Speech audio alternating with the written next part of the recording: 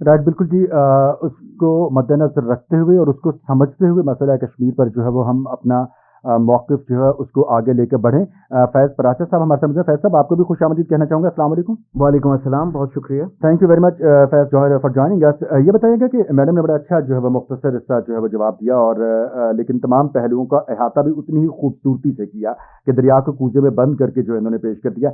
आज के नौजवान के हवाले से और आज की हमारी जो स्ट्रेटजी है कश्मीर को लेकर आगे बढ़ने के हवाले से, हलीफ ममालिक के साथ इस मसले को डिस्कस करके इक़्तिदार के आलमी ऐवानों में उठाने और फिर हक़ खुद इरादियत दिलाने के सिलसिले में, तो जो इकबाल के जो अफ़कार हैं, उनका जो पैगाम है, हम उसको किस तरह से बुरुएकार ला सकते हैं?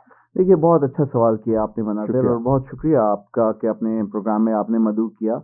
अहम बात यह है कि आज पूरी कौम 146वां यौम पैदाइश मना रही है अल्लामा हकीमुल उम्मत हज़रत मोहम्मद अल्लामा इकबाल का, और उसमें जो सबसे अहम बात है वो ये है कि दो कौमी नज़रिए के हामी थे, और जिस तरीके से उन्होंने अपनी शायरी में पूरी मुसलमान कौम के लिए पैगाम दिया था, और वो पैगाम ये था खुदी का, खुददारी का, और अपनी हमियत और अपनी जद्दोजहद आज़ादी का उन्होंने दर्ज दिया हमेशा अपनी शायरी में। और वो एक ऐसे पैगाम को लेकर चले जिसकी वजह से तहरीक पाकिस्तान कामयाबी से हमकिनार हुई, और उन्हीं के अफकार की वजह से, उन्हीं के ख्वाब की वजह से मुसलमानान हिंद ने उस तहरीक को अमली जामा पहनाया, कामयाबी हासिल की। अब ये जो दो कौमी नज़रिया है और जो तकसीम हिंद की उनका ख्वाब था, और जिस तरीके से उन्होंने दो कौमी एक ख्वाब देखा और फिर उसको आगे बढ़े, तो वो एक हल तलब मसला बन गया उस सूरत में जब 1947 में भारत के गासिबाना कब्जा कर लिया मुस्लिम अक्सरियती रियासत पर, और अक़वाम मुत्तहिदा में भी वही इस मसले को लेकर गया। अक़वाम मुत्तहिदा की इस्लामती कौंसिल की करारदादें उसमें मौजूद हैं जो अभी तक हल नहीं हो सकी। तो 146 साल तो अल्लामा इकबाल साहब की हम यौम पैदाइश मना रहे हैं, लेकिन 75-78 साल हो गए हैं इस मसले को जो अभी तक हल नहीं हो सका। और ये एक ऐसा मसला है जिसकी वजह से जब तक ये हल नहीं होगा तो कश्मीरी पाकिस्तान का क़याम अधूरा रहेगा। कश्मीरी कौम की जो एस्पायरेशंस हैं, जो उनकी ख्वाहिशात हैं, जो उनके साथ वादे किए गए थे, वो मुकम्मल नहीं होते, और फिर अक़वाम मुत्तहिदा के एजेंडे पर ये एक हल तलब मसला है सबसे पुराना। तो ये एक बहुत अहम बात है कि आजकल की नौजवान नस्ल को, खुसूसन हमारी जो नौजवान नस्ल है जो डिजिटल एज में पल बढ़ रही है, जिनके हाथ में अब किताब की जगह मोबाइल फ़ोन्स आ गए हैं, गैजेट्स आ गए हैं, और इंटरनेट के ज़रिए इंफॉर्मेशन का फ्लो हो रहा है, तो अल्लामा इकबाल के अफ़कार को उन तक पहुँचाया जाए, चाहे वो तस्वीरी सूरत में हो, चाहे वो वीडियो की सूरत में हो, चाहे वो नज़म की सूरत में हो, और उनको वो बताया जाए कि इकबाल की अफ़कार क्या थे, इकबाल की फ़िक्र क्या थी, और इकबाल का नज़रिया क्या था, जिसकी बुनियाद पर चलते हुए मुसलमानान हिंद ने आज़ादी हासिल की। और अब हिंदुत्व की बेसिस पे जो मज़ालिम ढाए जा रहे हैं हिंदुस्तान में, मोदी सरकार जिस तरीके से वो पॉलिसीज़ अपना रही है, जिनसे ये साबित होता है कि मुसलमानान हिंद का वो 1906 से लेकर 1947 तक जो उन्होंने जद्दोजहद की और अपना अलहदा मुल्क हासिल किया, वो हक बजानिब थे, वो बिल्कुल ऑन द राइट पाथ थे, राइट ट्रैक थे। और यही वजह है, वो अब साबित हो गया है कि अगर ये मुसलमानों ने अलहदा मुमलिकत हासिल ना की होती, तो अब जो मुत्तहिदा हिंदुस्तान में मुसलमानों का हाल किया जा रहा है, जो मकबूजा कश्मीर के मुसलमानों का हाल किया जा रहा है, जो दीगर इलाकों की अक़लियतों का हाल भारत में किया जा रहा है, तो वो सबके सामने आया है। और भारत भी को भी अब देखना होगा कि कब तक ये जुल्म का बाजार जारी रह सकता है। इसको ख़त्म होना होगा, और ख़ुसूसन हमारी पाकिस्तान की मुसलमानों की और कश्मीरियों की नौजवान नस्ल को अल्लामा इकबाल के अफ़कार को अपनाना होगा। फैज़ साहब को भी शामिल प्रोग्राम करेंगे, वापस आपकी तरफ ही आएंगे, और आपके इसी गुफ्तगू के हिस्से से जो सवाल बनता है वो मैं फैज़ साहब से पूछना चाहूँगा। फैज़ साहब, किस तरह से काउंटर कैसे कर सकते हैं? एक किस स्ट्रेटजी बनाई जाती है किसी भी इशू को सॉल्व करने के हवाले से? तो जो ये इशू है कि सिर्फ इक्तिसादियात की बुनियाद पर जो है वो बड़े मामलात जो है वो आलमी मंजरनामे पे नज़रअंदाज हो रहे हैं, जिनकी वजह से खासतौर पर मुख्तलिफ इलाकों का अमन दाव पे लगा हुआ। और कश्मीर के हवाले से अगर हम बात करते हैं तो ये तो साउथ एशिया में न्यूक्लियर फ्लैश पॉइंट है बिटवीन टू न्यूक्लियर स्टेट्स, ये कितना हसास तरीन मामला है। तो इसके सोल्यूशन के हवाले से और मैडम की गुफ्तगू को मद्देनजर रखते हुए आपको क्या लगता है कि क्या रिप्लाई होगा, क्या स्ट्रैटेजी होगी, किस तरह से हम इस मामले को लेकर आगे चलेंगे? फैज़ साहब।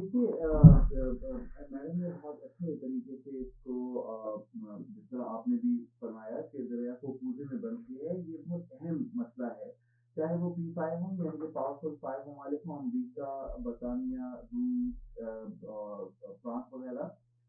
ممالک ہوں یا پھر G20 کا گروپ ہو یا پھر آسیان کا بلاک ہو یا برکس ہو یا SCO ہو، یہ سارے یا EU ہو، یہ سارے اب اکنامک بلاکس بن گئے ہیں. ہمارا جو مسئلہ یہ ہے کہ ہمارا جنوبی ایشیا کا وساک بلاک بنا تھا، لیکن بھارت کی ہتھیلی اور بھارت کی جو اپنی جو حجم کا ایک زون ہے، اس کی وجہ سے اس کو ناکامی سے دوچار کر دیا. حال ہی میں آپ کو مثال دیتے ہیں کہ ابھی تو کرکٹ ورلڈ کپ بھارت میں چل رہا ہے. پاکستان کی ٹیم اور تمام جو پارٹیسپیٹنگ ٹیمز ہیں وہ بھارت میں کرکٹ میچز کھیل رہی ہیں.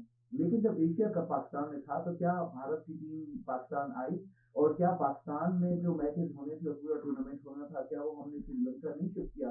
تو یہ اس طرح کے پریشر کو مستحکم نہیں کرنا چاہیے. میرا خیال ہے بھارت کی اگر ساتھ کے پلیٹ فارم کو استعمال نہیں کرتا کہ اس کا کوئی ایشوز ہیں یا وہ پاکستان پر بے معنی اور بے بنیاد الزامات لگا کر جو خراب کرنے کی کوشش کرتا ہے، تو بھارت کے بغیر اس ساتھ کا کانڈکٹ کیا جا سکتا ہے. پاکستان میں ساتھ کی سزا کانفرنس ہوگی اور جو کئی سالوں سے انتباہ کا شکار ہے. تو اس کا حل یہی ہے کہ بھارت اپنی ہیجمنی جو قائم کرنا چاہتا ہے خطے میں اور ایک خطے کا ٹھیکیدار اور خالے دار بننا چاہتا ہے، اس کے بغیر ہی پاکستان کو آگے بڑھنا چاہیے، بڑھنا ہوگا اور اسی پر پالیسیز کو بنیاد بنا کر آگے بڑھنا ہوگا. اب جو آپ نے بنیادی مسئلہ کیا سوال کیا وہ یہ ہے کہ اقتصاد یہ بہت اہم مسئلہ ہے. بھارت کی قریباً 1.25 کروڑ 1.5 ارب کے قریب آبادی بن رہی ہے اور پورے خطے کی اگر ہم آبادی کو بنیاد بنائیں تو یہ 2 ارب سے زیادہ کے ایک خطہ بن جاتا ہے. تو اس میں جو ویسٹرن ممالک ہیں، جو ڈفرینٹ بلاکس ہیں، ان کو اپنے ویسٹڈ انٹرسٹ زیادہ اس میں نظر آتے ہیں. اب آپ دیکھیں کہ یوکرین پر اگر روس حملہ کرتا ہے تو پورا ویسٹ، پورا امریکہ اور سارا وہ اس کے ساتھ روس کے مخالف ہو جاتی ہیں. وہی کام اگر اسرائیل حماس کے ساتھ اور فلسطین کی ٹیریٹریز پر کر رہا ہے تو وہ حماس کو دہشت گرد ڈکلیئر کر رہے ہیں. یہ اب اس میں یہ بھی کہا جاتا ہے کہ یہ ایک اسلحے کی جنگ ہے، جہاں اسلحہ ضرورت ہے. جو اسلحہ ساز ممالک ہیں وہ یہ چاہتے ہیں کہ ان کا اسلحہ خریدا جائے. ان کا اب دیکھیں اسلحہ ہر ملک کے پاس ہے، پاکستان کے پاس بھی ہے، دنیا کے ہر ملک کے پاس ہے. اب جو مڈل ایسٹ کے ممالک ہیں ان کے پاس بھی اسلحہ ہے، لیکن اس کا یہ مطلب نہیں ہے کہ جنگ کو پروموٹ کیا جائے. عالمی طاقتوں کا جو کردار ہے، اقوام متحدہ کا جو کردار ہے، وہ یہ ہونا چاہیے کہ جو تنازعات ہیں ان کو حل کرنے کی کوشش کی جائے، نہ کہ اپنے ویسٹڈ انٹرسٹ کو آگے رکھ کے بڑھا جائے. یہ آپ کا بہت پرٹیننٹ سوال ہے کہ کیوں اس طرح کیا جاتا ہے. دیکھیں ہر ملک نے اپنے عوام کی فلاح و بہبود کے لیے کام تو کرنا ہے. پاکستان کوشش کرتا ہے کہ پاکستان کے رہنے والوں کے لیے ان کو روزگار ملے، ان کو خوراک ملے، ان کو شیلٹر ملے، ان کے وہ ہو. تو ہر ملک کا ہے.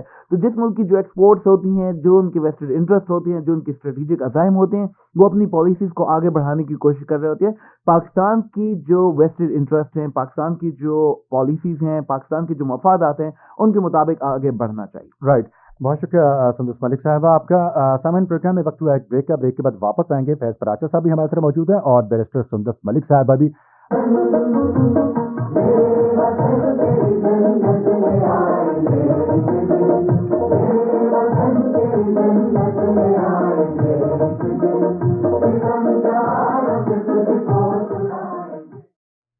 شارٹ ویو 7265 میگا ہرٹز پر ریڈیو تراڑکھل آزاد کشمیر اور میڈیم ویو 585 کلو ہرٹز پر ریڈیو پاکستان اسلام آباد.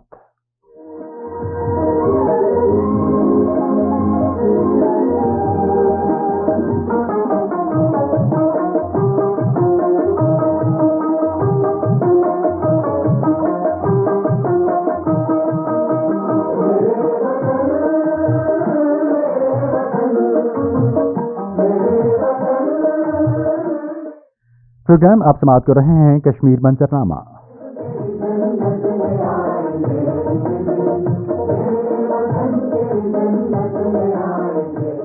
پروگرام پروڈیوسر ہیں انعام Ahmad Soomro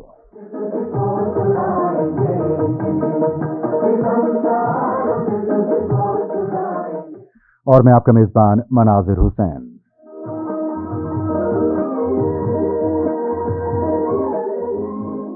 right.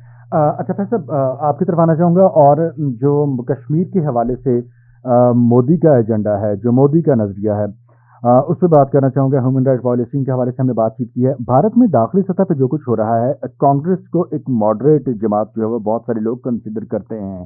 So don't you think so ये जो पॉलिटिकल लीडरशिप ऑफ इंडिया है उसमें भी इस पे क्लैश है कि जिस तरह से माइनॉरिटीज को ट्रीट कर रहे हैं, जिस तरह से फिर मसला है कश्मीर को जो है वो भारत गसब करने की कोशिशों में अपना इमेज जो है वो इंटरनेशनल कम्युनिटी में लेट डाउन कर रहा है, जैसे कि मैडम ने कहा कि कनाडा का वो मामला हरदीप सिंह निज्जर का कत्ल, फिर भारतीय पंजाब में जो होने वाले फसादात वो आपके सामने, फिर हम इसके अलावा अगर बात करते हैं तो भारत की एक रियासत जो है उसमें भी यही सूरत है, हरियाणा में दंगे फसादात, और इसके अलावा मुख्तलिफ आज़ादी पसंद तंजीमें, exactly Manipur, I forgot it, thank you very much for the addition and correction. तो ये सारे मामला, इतने सारे इंटरनल चैलेंजेस किसी भी ममलिकत के लिए, तो do you think so in future Bharat खुद ब खुद शिकस्त और रिस्क का शिकार होने जा रहा है? देखिए, ये बिल्कुल आपने बजा तौर पर कहा कि भारत को अंदरूनी तौर पर भी बहुत से चैलेंजेस का और मसाइल का सामना है, और ख़ुसूसन जो अलहदगी पसंद तहरीकें हैं जो शुमाल और मशरक़ की जानिब हैं, मणिपुर और आसाम और दीगर। अच्छा, और इस तवील फहरिस्त में माजरत के साथ कता कलामी की माजरत चाहूँगा मैं आपसे, दो नुक्ते और ऐड करना चाहूँगा। कनाडा वाला वाक़या वो भी हो गया, और फिर जो कतर में हुआ है भारतीय सेलर्स को जो सजाए मौत हुई है वो भी दुनिया के सामने, कुलभूषण यादव का मामला हमारे सामने, अफगानिस्तान में उनका इंटरव्यू करना हमारे सामने, एग्जैक्टली,